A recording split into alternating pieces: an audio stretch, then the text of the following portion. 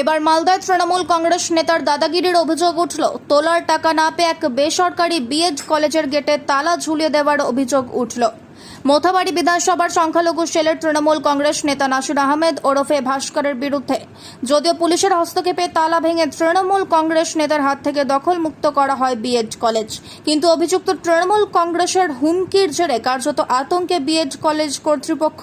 মালদা জেলার পুরাতন মালদার এমন ঘটনায় রীতিমতো চাঞ্চল্য ছড়িয়েছে রাজনৈতিক মহলে। যদিও অভিযুক্ত তৃণমূল কংগ্রেস নেতাকে বারংবার ফোন করা হয়, কিন্তু ফোনে তাকে পাওয়া যায়নি। ইতিমধ্যেই ঘটনার তদন্ত শুরু করেছে মালদার পুলিশ প্রশাসন। শুরু অভিযুক্ত নেতার খোঁজে তল্লাশি।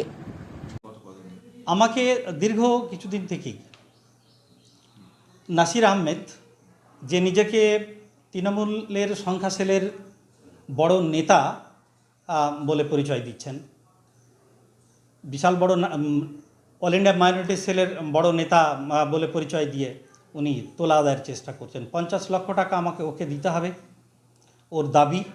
না দিলে আমার কলেজ বন্ধ করে দেবে, ভাঙচুর করে দেবে, আমাকে প্রাণে মেরে দেবে, আমার পরিবারকে শেষ করে দেবে। আমি গত 1 তারিখে সোমবার আমি স্কুল যাচ্ছিলাম। স্কুল যাওয়ার পথে আমাকে গাড়ি নিয়ে ধাওয়া করেছিল কিছু লোক নিয়ে, পারেনি।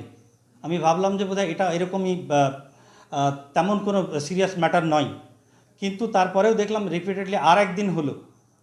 হওয়ার পরে ওটা বুধবার, সম্ভবত বুধবারের দিন। তারপর শুক্রবারে, গত শুক্রবারে 5 তারিখ, সম্ভবত 5 তারিখে আমি স্কুল থেকে বাড়ি যাই। বাড়ি যাওয়ার পর যথারীতি বাড়িতে আছি, হঠাৎ করে আমার ফ্ল্যাটে গিয়ে ধাওয়া করে 10-11 জন লোক। টাকা দিতে হবে, সে নাসির আহমেদ এবং ওর লোক। আশপাশ থেকে যে সমস্ত আমাদের প্রতিবেশী মেয়েরা আছে, কয়েকজন বেরিয়ে আসে।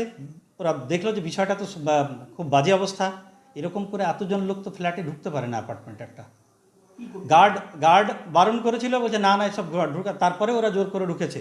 ওরা আমাকে ওখান থেকে অপহরণ করে নিয়ে যাওয়ার চেষ্টা করেছে।